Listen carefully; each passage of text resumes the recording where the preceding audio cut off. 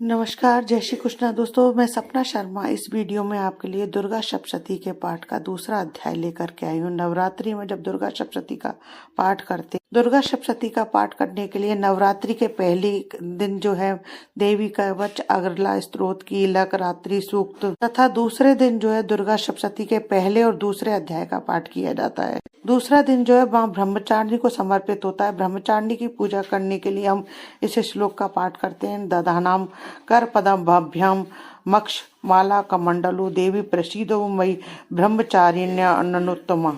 दूसरे अध्याय में मैं देवी के प्रादुर्भाव की कथा बताने वाली हूँ। पहले अध्याय में जो है मैं मधुकैटभ के वध की कथा के वृत्तांत को जाना था। आइए सुनते हैं देवताओं के तेज से देवी का प्रादुर्भाव और महिषासुर की सेना के संहार का वृत्तांत। इसी कहते हैं पूर्व काल में देवता और असुरों में पूरे 100 वर्षों तक घोर संग्राम हुआ था। उसमें असुरों का स्वामी महिषासुर था और देवताओं के नायक इंद्र थे। उस युद्ध में देवताओं की सेना महाबली असुरों से परास्त हो गई। संपूर्ण देवताओं को जीतकर महिषासुर इंद्र बन बैठा। तब पराजित देवता प्रजापति ब्रह्मा जी को आगे करके उस स्थान पर गए जहां भगवान शंकर और विष्णु विराजमान थे। देवताओं ने महिषासुर के पराक्रम तथा अपनी पराजय को यथावत वृतांत उन दोनों से देवेश्वरों से विस्तार पूर्वक कह सुनाया। बोले भगवान महिषासुर सूर्य, इंद्र, अग्नि, वायु, चंद्रमा, यम, वरुण तथा अन्य देवताओं के भी अधिकार छीनकर स्वयं ही सबका अधिष्ठाता बन बैठा है। उस दुरात्मा महिष ने समस्त देवताओं को स्वर्ग से निकाल दिया है। अब वे मनुष्यों की भांति भी पृथ्वी पर विचरते हैं।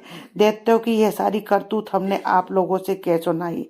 अब हम आपकी ही शरण में आए हैं। उसके वध का कोई उपाय सोचिए। इस प्रकार देवताओं के वचन सुनकर भगवान विष्णु और शिव ने दैत्यों पर बड़ा क्रोध किया। उनकी भौहें तन गईं, मुंह टेढ़ा हो गया। तब अत्यंत क्रोध में भरे हुए चक्रपाणी श्री विष्णु के मुख से एक महान तेज प्रकट हुआ। इस प्रकार ब्रह्मा, शंकर, इंद्र आदि अन्य देवताओं के शरीर से भी बड़ा भारी तेज निकला। वह सब मिलकर एक हो गया। महान तेज का वह पुंज ज्वाज्वल्यमान होकर पर्वत सा जान पड़ा। देवताओं ने देखा वहां उसकी ज्वालाएं संपूर्ण दिशाओं में व्याप्त हो रही थी।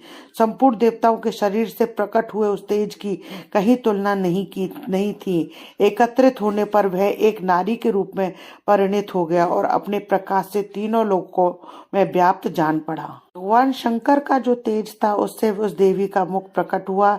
यमराज के तेज से उसके सिर में बाल निकल आए। श्री भगवान विष्णु के तेज से उसकी भुजाएं उत्पन्न हुई। चंद्रमा के तेज से दोनों स्तनों का और इंद्र के तेज से मध्य भाग का प्रादुर्भाव हुआ। वरुण के तेज से जंगा और पिंडली, पृथ्वी के तेज से नितंब भाग प्रकट हुआ। ब्रह्मा के तेज से दोनों चरण और सूर्य के तेज से उसकी अंगुलियां और कुबेर के तेज से नासिका प्रकट हुई। उस देवी के दांत प्रजापति के तेज से और तीनों नेत्र अग्नि के तेज से प्रकट हुए। उसकी भौहें संध्या के और कान वायु के तेज से उत्पन्न हुए। इसी प्रकार अन्य अन्य देवताओं के तेज से भी उस कल्याणमयी देवी का आविर्भाव हुआ। समस्त देवताओं के तेज पुंज से प्रकट हुई देवी को देखकर महिषासुर के सताए हुए देवता बहुत प्रसन्न हुए। पिनाकधारी भगवान शंकर ने अपने शूल से एक शूल निकालकर उन्हें दिया। फिर भगवान विष्णु ने भी अपने चक्र से चक्र उत्पन्न करके भगवती को अर्पण किया। वरुण ने शंख भेंट किया, अग्नि ने उन्हें शक्ति दी और वायु ने धनुष तथा बाण से भरे हुए 2 तरकश प्रदान किए। सहस्त्र नेत्रों वाले देवराज इंद्र ने अपने वज्र से वज्र उत्पन्न करके दिया और ऐरावत हाथी से उतरकर एक घंटा भी प्रदान किया।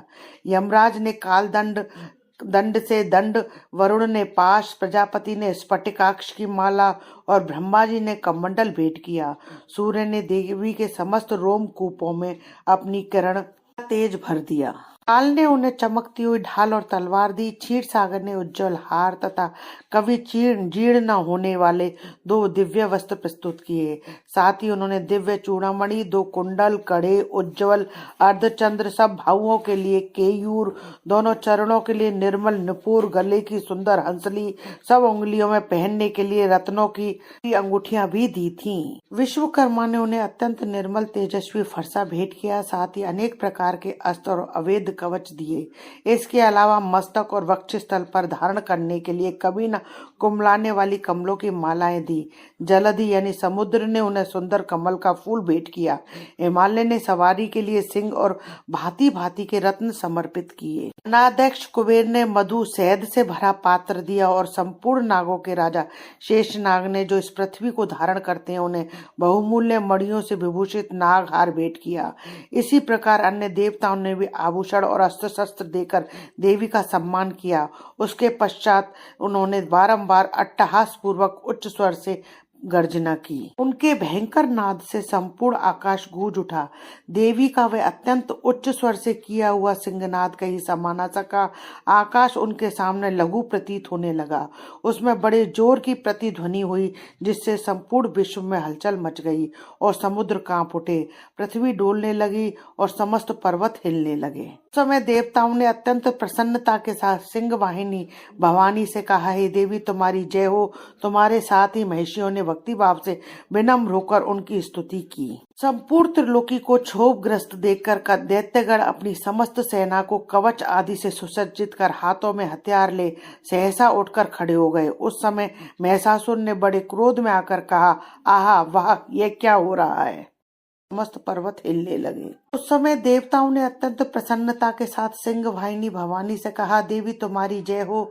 साथ ही महिषियों ने भक्तिभाव से विनम्र होकर उनकी स्तुति की। पूर्ण त्रिलोकी को क्षोभग्रस्त देखकर दैत्यगण अपनी समस्त सेना को कवच आदि से सुसज्जित कर हाथों में हथियार ले सहसा उठकर खड़े हो गए। उस समय महिषासुर ने बड़े क्रोध में आकर कहा, आहा यह क्या हो रहा है। फिर वह संपूर्ण असुरों को अपने चारों ओर लेकर उस सिंहनाद की ओर लक्ष्य करके दौड़ा और आगे पहुंचकर उसने देवी को देखा, जो अपने प्रभाव से तीनों लोकों को प्रकाशित कर रही थी। उनके चरणों के भार से पृथ्वी दबी जा रही थी। उनके माथे के मुकुट से आकाश में रेखा सी खिंच रही थी तथा वे अपने धनुष की टंकार से सातों पातालों को क्षुब्ध कर रही थी। देवी अपनी भुजाओं से संपूर्ण दिशाओं को आच्छादित करके खड़ी थी। उसके बाद उनके साथ दैत्यों का युद्ध छिड़ गया। नाना प्रकार के अस्त्र शस्त्रों के प्रहार से संपूर्ण दिशाएं चमकने लगी, यानी प्रकाशमान होने लगी। चिक्षुर नामक महान असुर महिषासुर का सेना नायक था। वह देवी के साथ करने लगा। अन्य दैत्यों की चतुरंगिणी सेना साथ लेकर चामर भी लड़ने लगा। 60,000 रथियों के साथ आकर उद्रग नामक महादैत्य ने लोहा लिया। 1 करोड़ रथियों को साथ लेकर महान मनु नामक दैत्य युद्ध करने लगा, जिसके रोए तलवार के समान तीखे थे। वह 80 लोमा नामक महादैत्य 5 करोड़ रथी सैनिकों सहित युद्ध में आ डटा। 60 लाख रथियों से घिरा हुआ वाशकल नामक दैत्य भी उस युद्ध भूमि में लड़ने लगा। परिवारित नामक राक्षस हाथी सवार और घुड़सवारों के अनेक दलों 1 करोड़ रथियों की सेना लेकर युद्ध करने लगे। विडाल नामक दैत्य 5 अरब रथियों से घिरकर लोहा लेने लगा। इसके अतिरिक्त और भी हजारों महादैत्य रथ, हाथी और घोड़ों की सेना साथ लेकर देवी के साथ युद्ध करने लगे। महिषासुर और रणभूमि में कोटि कोटि सहस्त्र हजारों रथ, हाथी, घोड़ों की सेना से घिरा हुआ खड़ा था। वे दैत्य देवी के साथ तोमर, बिंदीपाल, शक्ति, मूसल, खड़ग, परशु, पाश, पट्टशिट आदि अस्त्र शस्त्रों का प्रहार करते हुए युद्ध कर रहे थे।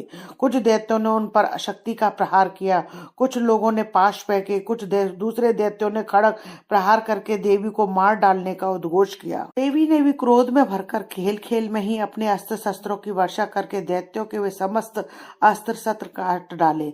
उनके मुख पर परिश्रम व थकावट रंच मात्र भी चिन्ह नहीं था। देवता और ऋषि उनकी स्तुति करते थे और वे भगवती परमेश्वरी दैत्यों के शरीरों पर अस्त्र शस्त्रों की वर्षा करती रही। देवी का वाहन सिंह भी क्रोध में भरकर गर्दन के बालों को हिलाता हुआ असुरों की सेना में इस प्रकार विचरने लगा, मानो वनों में दावानल फैल रहा हो। रणभूमि में दैत्यों के साथ युद्ध करती हुई अंबिका देवी ने जितने भी निश्वास छोड़े, वे सभी तत्काल सैकड़ों हजारों गढ़ों के रूप में प्रकट हो गए और परशु, बिंदीपाल, खड़ग और पट्ट आदि अस्त्र शस्त्रों के असुरों का सामना करने लगे। देवी की शक्ति से बड़े हुए वे गढ़ असुरों का नाश करते हुए नगाड़ा और शंख आदि बजाने लगे।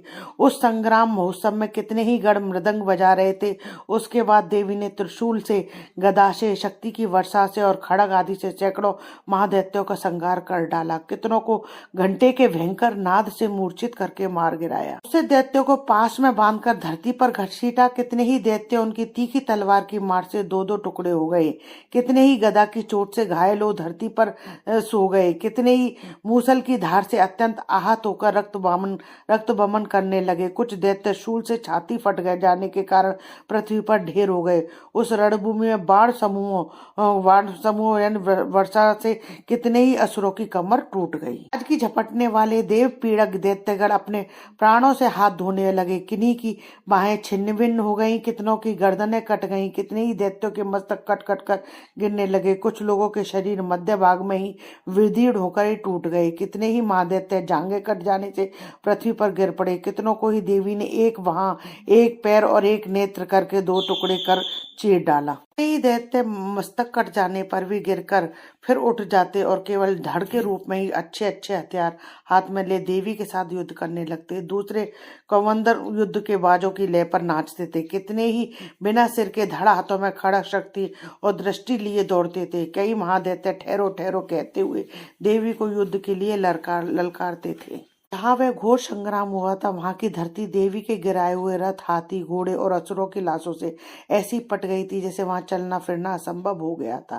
दैत्यों की सेना में हाथी, घोड़े, असुरों के शरीर से इतने अधिक मात्रा में रक्तपात हुआ कि थोड़ी ही देर में वहां खून की बड़ी बड़ी नदियां बहने लगी। जगदम्बा ने असुरों की विशाल सेना को क्षणभर में नष्ट कर दिया, ठीक उसी तरह जैसे तृण और काठ के भारी ढेर को आग कुछ ही क्षणों में भस्म कर देती है। देवी का वाहन वह सिंह भी गर्दन के बालों को हिला हिलाकर जोर जोर से गर्जना करता हुआ दैत्यों के शरीर से मानो उनके प्राण निकाल लेता था। वही देवी के गणों ने भी उनके महादैत्यों के साथ ऐसा युद्ध किया जिससे आकाश में खड़े हुए देवता गणों बहुत संतुष्ट हुए और फूल बरसाने लगे। इस प्रकार देवी भगवती द्वारा महिषासुर की संपूर्ण सेना का संहार कर दिया गया। इसी के साथ श्री मार्कंडेय पुराण में सवर्णिक मनवंतर की कथा के अंतर्गत देवी महात्म्य में महिषासुर की सेना का वध नामक दूसरा अध्याय पूरा हुआ। दुर्गा सप्तशती के दूसरे अध्याय का पाठ समाप्त हुआ। श्री दुर्गा सप्तशती के तीसरे अध्याय का पाठ सुनने के लिए मेरा अगला वीडियो अवश्य देखें। यदि आपको मेरे वीडियो अच्छा लगे तो प्लीज मेरे वीडियो को ज्यादा से ज्यादा लाइक और शेयर कीजिए।